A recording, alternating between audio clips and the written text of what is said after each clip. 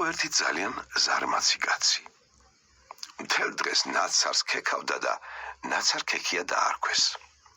ცოლი კი დღე და ღამე საქმეში იყო გართული. კაცო, არ მოგწყინდა სულ ეგრე ჯდომა. ადე ხელი გაანძრიე. საჭმელი გაგვითავდა. მამა, გშია.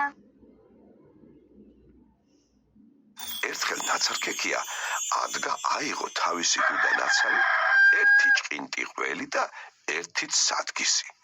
გამოემშვიდობა ცოლშვილს და გაუდგა გზას. აი, ყველი. აჰა, გუდა. ესეც სადგისი. აბა, შენიც.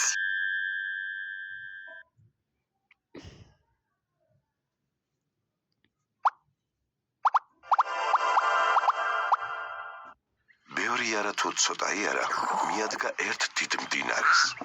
მდინარის მეორე ნაპირზე უზარმაზარი დევი წყალს სვამდა.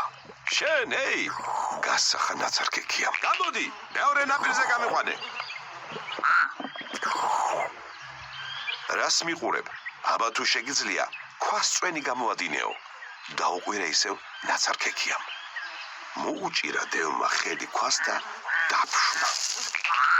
ნაცარ-ქექიამ გუდიდან ყველი ამოიღო. მოუჭირა ხელი და წვენი გაადინა. ახლა ვინც რიყეზე დიდ მტვერს დააყენებს, ღონიერიც ის იქნება. ნახოთ, რა ბიჭი ხარ? ლავ გასახა ნაცარ-ქექიამ. გაძუნძულდა დევი რიყეზე. მტვერი კი არ დადგა. გაკონკულდა ნაცარ-ქექიაც თან ჯიბიდან სადგისი ამოიღო.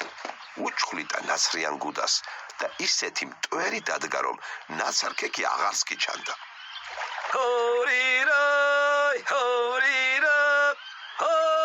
შეშინებულმა დევმა შეისვა ნაცარ-ქექია მხარზე და წაიყვანა. ცოტა ხანში გაკვირვებულმა ჰკითხა, ეს რა მსუბუქი ყოფილხარ? ახლავე გაჩვენებ ჩემს სიმძიმესო. მიუგო ნაცარ-ქექიამ და კისერში სადგისი ჩაართვა. გამწარებული დევი აღრიალდა.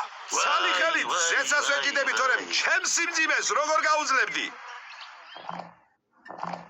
დევმა ნაცარ-ქექიაშინ წაიყვანა. ცეცხლზე კეცი შემოდგა და ზედ პური დააკრა. ასეთი სულელი დევი ჯერ არ მინახავს. მერე ნაცარ-ქექიას დაუბარა, შეშას მოვიტან, პურს ხური უგდე, არ დაგეწვასო.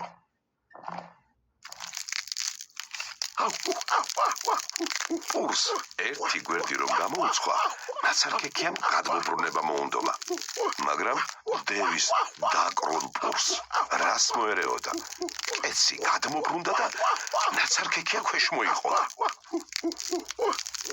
ამასობაში დევიც დაბრუნდა. კეცის ქვეშ როგორ აღმოჩნდი? ეგრა მოგსულია. ჰკითხა დევმა. მუცელი ამტკივდა და ცხელი კეცი დავიდე. მოდი ამაცალეო, არ დაიბნა ნაცარ-ქექია.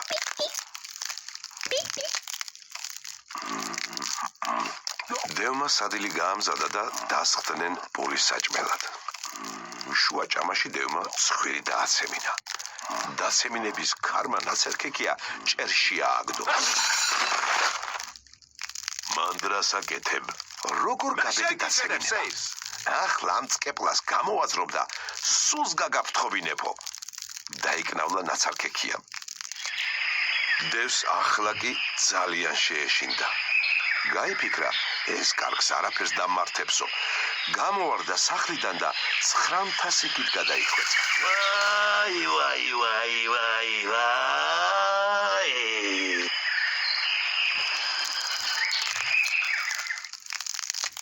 დევის ქონება კი ნაცარ-ქექიას დარჩა.